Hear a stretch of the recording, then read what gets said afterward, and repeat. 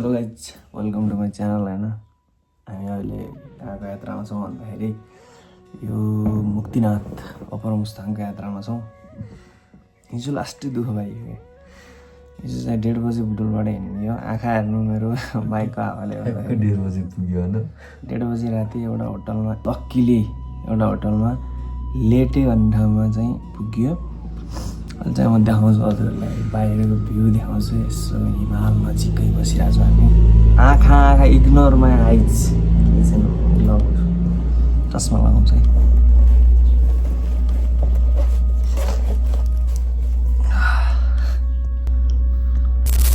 अब यो भिडियो चाहिँ आउँछ, मैले मुखसुख बन्द होइन, यो भिडियो युट्युबमा आउँछ।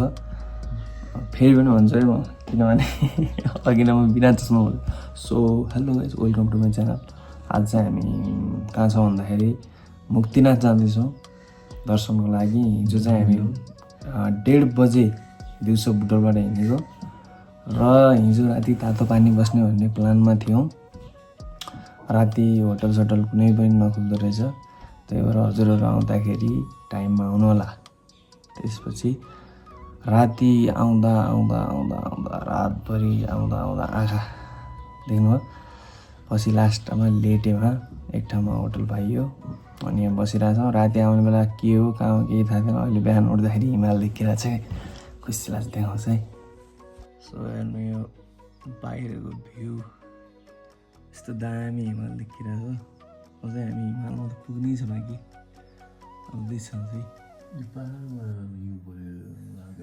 चाहिँ बाहिरको भ्यू हो। यता माथि हिउँ पऱ्यो भने चाहिँ हिउँ देखिन्छ। अगाडिको पनि अपडेट पनि दिनेछु।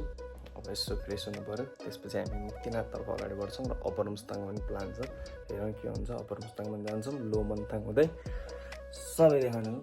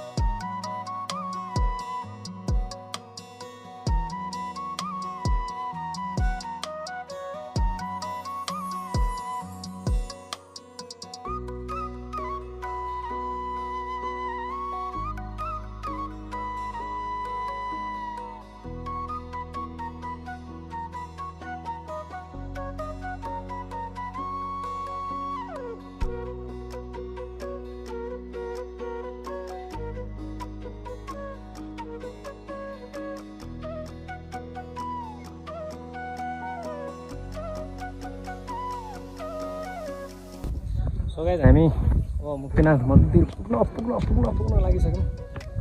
पछाडि हिँड्दैछौँ। जाँदा चाहिँ अक्सिजन अलिक आउँछ, सास फुलिरहेछ। यसो अगाडि देखाउँछ है। अगाडि मुक्तिनाथ जाने मन्दिर अन्त गेट देखिरहेछ।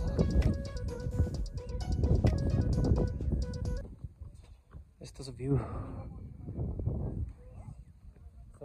प्रचोदयात् ॐ कालकालाय विद्महे कालातीताय धीमहि तन्नो कालभैरवा प्रचोदयात् ॐ कालकालाय विद्महे कालातीताय धीमहि तन्नो कालभैरवा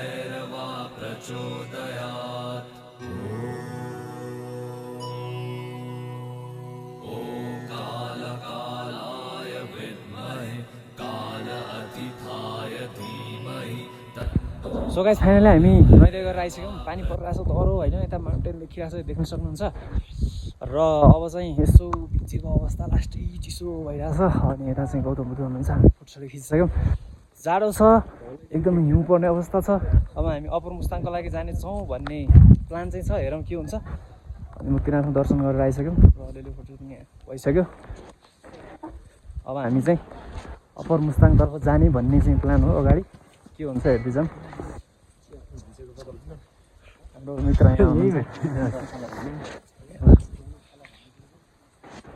Stay tuned, guys.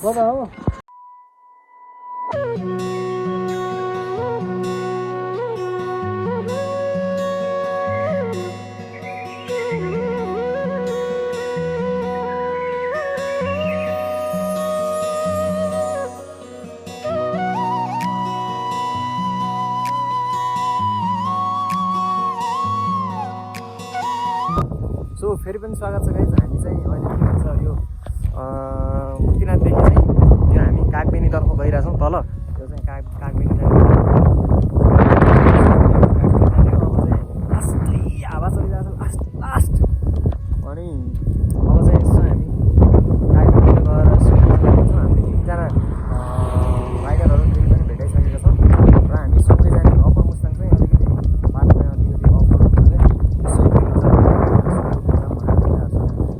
डिल गरेर छौँ र अब यस्तै हो गाइज होइन रमाइलो भइरहेछ एकचोटि मुक्तिनाथ मुस्ताङ घुम्नै पर्ने ठाउँ हो सबैले घुम्नै पर्छ हावा दामी चलिरहेछ यहाँ देख्न सक्नुहुन्छ यहाँ हिमाल छ अघि न खिचेको चाहिँ त्यहाँ है तर अहिले हिमाल ढाकिसकेको छ केही छैन हामीले खिचिसक्यो हामीलाई केही टेन्सन छैन यतापट्टि दामी पाहाड छ हाम्रो साथी यहाँ छन् हाम्रो बाइक चाहिँ यो हो अब गाडी उताबाट आइरहेछन् यस्तो छ बाटो होइन अस्तिसम्म टिकटकमा इन्स्टाग्राममा मुक्तिनाथ मुस्ताङ भन्ने कस्तो आज चाहिँ एउटा ड्रिम थियो एउटा ड्रिम पुरा गरेर आएको छु होप हाम्रो चाहिँ राइड सेफ हुन्छ राम्रोसँग आफ्नो ठाउँमा भन्दै किप वाचिङ कागबेनीमा चाहिँ एकदमै हावा लागेर मेरो चाहिँ आवाज केही पनि आउनु पाएन यो माथि जाने चाहिँ मुक्तिनाथ अनि यता साइडको चाहिँ देखिएको बाटो चाहिँ लोमान्थाङ जाने हो हामी चाहिँ त्यही बाटो गइरहेको थियौँ भन्न खोजेको त्यो चाहिँ बुझ्नु होला र भ्लगलाई चाहिँ कन्टिन्यू हेर्दै जानु है त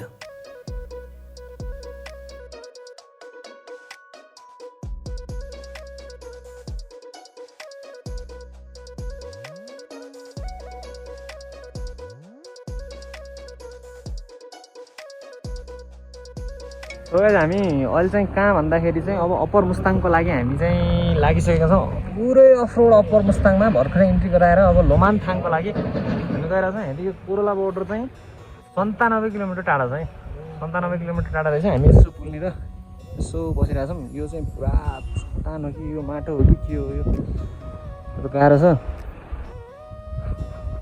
अब हामी चाहिँ लोमान्थाङमा भेट्नेछौँ है त गाइज अहिले चाहिँ बिहान भइसकेको छ अहिले चाहिँ कहाँ हो यो ठाउँ भन्दाखेरि कोरोला बोर्डर भन्दा चाहिँ 62 किलोमिटर यता हामी चाहिँ छौँ अहिले चाहिँ बिहान टक्क अनि होटलबाट उठ्यौँ हिजो लास्टै थकाइ लगाएर हामी चाहिँ यति बस्थ्यौँ 6 बजे साँझ अहिले चाहिँ बिहान भएको छ जोस एकदम बाटो चाहिँ फेरि अप्पर मुस्ताङको लागि चाहिँ एकदमै अफरोड मात्रै छ अझै पनि माथि अफरोड छ 3 घन्टाको बाटो त्यही भएर अब यसो हामी बिहान उठेर हल्का फ्रेस भइयो 2टा मात्र होटल रहेछ होटल चाहिँ एकदम लास्टै महँगो होइन तर के महँगो भन्ने यस्तो ठाउँमा सुविधा पाउनु पनि ठुलो कुरा हो होइन त्यही भएर वेल प्रिपेयर भएर आउनु होला आउने भए पनि खर्च लागिहाल्छ बाहिरको भ्यू देखाउँछ है त्यसो यो चाहिँ बाहिरको भ्यू हो यस्तो छ होइन यो हिमालहरू अलिकति यसले गर्दाखेरि बादलले गर्दाखेरि ढाकिएको अवस्था छ पुरै पहाड छ होइन सोच्दै हो गाइज अब फेरि हामी कोरोला बोर्डर पुगेर आज चाहिँ जोमसोमसम्म अथवा बेनीसम्म फर्किने भन्ने चाहिँ प्लान हो हेरौँ के कस्तो हुन्छ अहिलेसम्म त साथ दिइरहेको छ यस बाइकले पनि ठिक छ किप वाचिङ सो गाइज अहिले चाहिँ यो हामी बसेको होटलको माथिबाट देखिने भ्यू देखाउँछ है घाम त लाग्छ छैन तै पनि यसो बादल छ तै पनि हेरौँ न है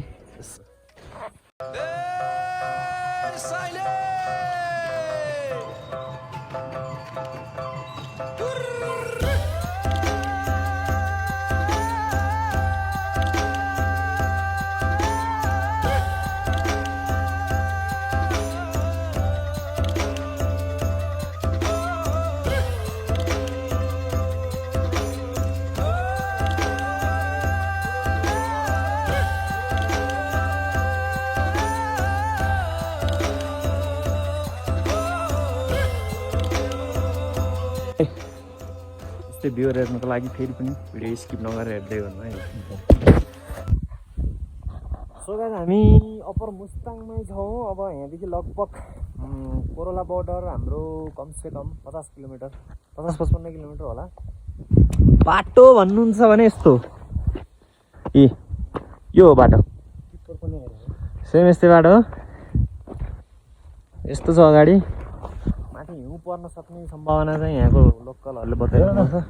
ट्रक यति छिटो आइदियो बवाल होइन। ल ठिक छ, हामी अगाडि बढ्दैछौँ, हेर्दै गर्नु होला।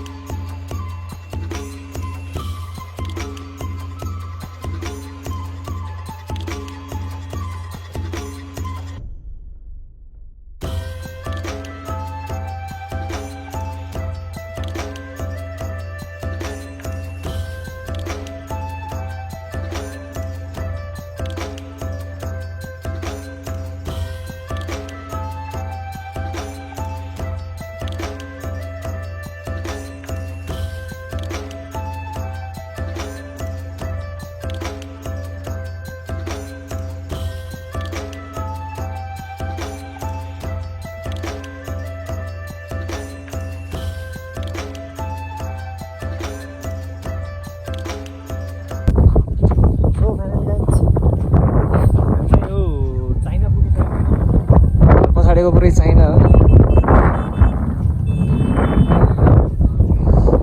यता चाहिँ हिमाल भयो होइन। यो चाइना, नेपाल, नेपाल हावा चलिरहेको छ। यसो नेपालको झन्डा फर्क गराउनु पऱ्यो होइन। छोडी खिचिन्छ, फेरि पनि हेर्दै गर्नु होला।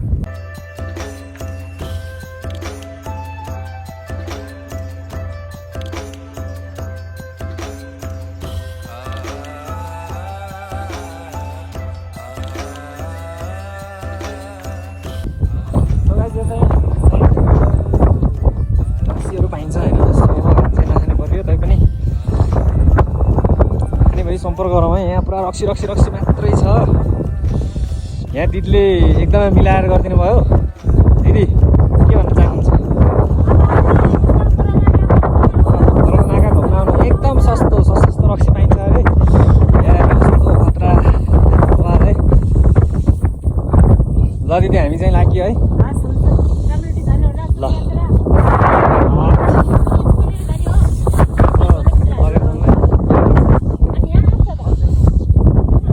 चाइना गाइज, यता नेपाल हेर कस्तो के छ अवस्था, यता चाइना हेर आम्बो के साह्रो हो भन्छु म त।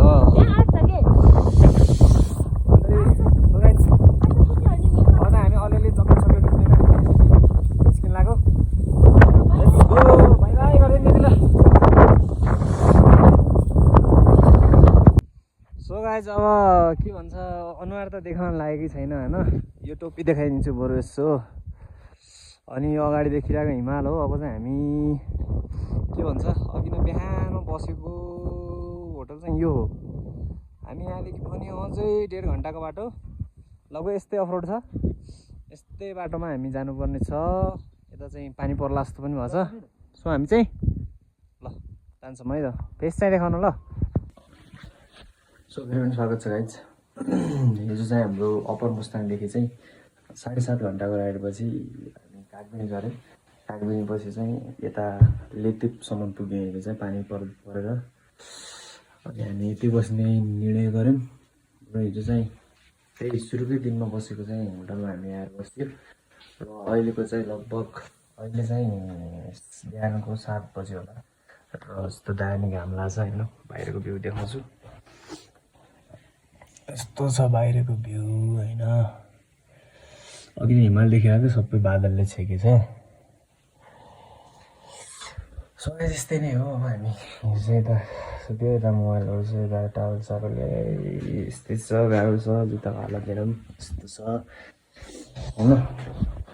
सो गाइज अब हामी चाहिँ आजको प्लान अनुसार चाहिँ हामी आज पोखरा गएर बस्छौँ होला। अनि पोखरा यताउता कता कता सारङकोट पुम्दीकोट कता घुमिन्छ होइन। सबै 7 दिनसम्म, अहिलेसम्म चाहिँ 7 दिइरहेछ।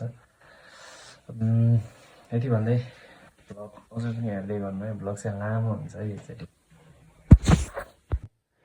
गाइज अब चाहिँ हामी एकदम रेडी पोजिसनमा छौँ, ब्याग सेग सबै प्याक भइसक्यो होइन। अनि अब चाहिँ हामी लेटेबाट आज पोखराको लागि हिँडिरहेको छौँ। पोखरामा के कस्तो हुन्छ हेरौँ, कहाँ कहाँ घुमिन्छ होइन। त्यही भएर हेर्दै गर्नु होला, माया गर्दै गर्नु होला। अब हामी चाहिँ यहाँदेखि चेकआउट टाइम लगभग भइसकेको छ, भन्नाले 2 घन्टा बाँकी छ अझै। त्यही चाहिँ अब निस्किन्छौँ कि पछि। सो गाइस हामी चाइना बोर्डरसम्म पुग्यौँ, तर यस्तो हिमाल चाहिँ देखाएको थिएन क्या। अक्खा हिमाल देखिरहेको छ होइन, हाम पनि लगाइरहेको माथिबाट। हामी चाहिँ यहाँ छौँ। अब हामी पोखरातर्फ हिँडिसकेको हो। बाटो चाहिँ फेरि बबाल छ क्या, यस्तो खतरा छ। अब यसो फोटोसोटो हान्छौँ 1-2वटा होइन, अनि फेरि हामी अगाडि बढ्छौँ। सो गाइस यो चाहिँ रुप्से झरना हो होइन। अस्ति चाहिँ हामी यो राति पुग्यौँ। हामी चाहिँ अहिले रुप्से झरनामा छौँ। रुप्से झरनामा इन्जोय गर्दै गर्नुहोस् होइन। कसरी आउने के आउने त्यो भिडियो हेर्दा धेरै कुरा थाहा पाइन्छ। यस्तो छ सिन, बाटो चाहिँ बनिरहेछ। यतातिर चाहिँ बबाल छ फेरि बाटो र हरियाली पाहाड भयो होइन, त्यस्तै छ। ल हेर्दै गर्नु है।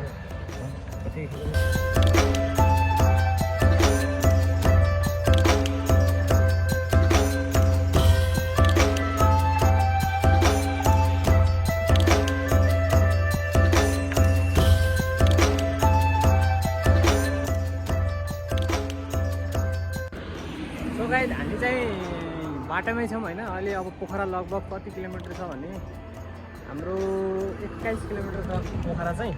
अनि हामीले बाटोमा चाहिँ यसो ऐसुलु देखेर 100 रुपियाँ किनेर खाइयो सुरुमा। अहिले चाहिँ यहीँ रहेछ क्या बाटोमै सबै ऐसुलु। त्यहाँ गाडी छ, अनि हामी चाहिँ यहाँ रोकेर ऐसुलु खान आयो कि। यसो रमाइलो त गर्नु पऱ्यो हो कि नि। अब पोखरा जान मात्र हामीलाई आधा घन्टामा पोखरा जान्छौँ। त्यसपछि त्यहाँ चाहिँ प्लान चाहिँ हेरौँ, एउटा प्लान। सो गाइस अब चाहिँ हामी यसो खानु पऱ्यो होइन अलिअलि, त्यसपछि चल्दिने हो भन्दै फेरि पनि हेर्नु होला। सो गाइस अब चाहिँ हामी घुम्तीको आइसकेको छौँ। अब चाहिँ हामी कहाँ हुन्छ भन्दाखेरि बुटोलतिर जाने अवरोधमा होइन। बबाल लगाएको त्यो काम धन्दा छ भन्दै अब ब्लगलाई यहीँ अन्त्य गरौँ होइन। अहिलेसम्म हेरिदिएकोमा धेरै धेरै धन्यवाद। Thanks for watching.